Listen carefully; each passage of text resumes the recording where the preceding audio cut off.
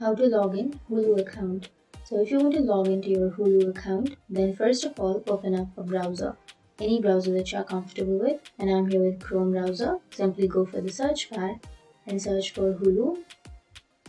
And then after searching here you will have www.hulu.com on the first search, and you can simply go for the website by clicking here, or you can simply go for the login page by simply clicking on login. Now it will take you to the login page. First, you need to enter your email address here on the first blank. And after entering your email address, here you have to enter a password. So if you forgot your email or if you forgot your password, then you will have forgot your email or password option.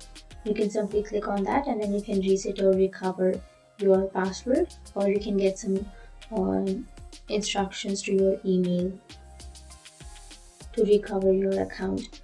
But if you remember your password, then simply enter it. And after entering, you can simply click on login. And after clicking on login, you will be logged into your Hulu account. So that's it. That's how you log in. And if you have any questions, feel free to comment below. Thanks for watching.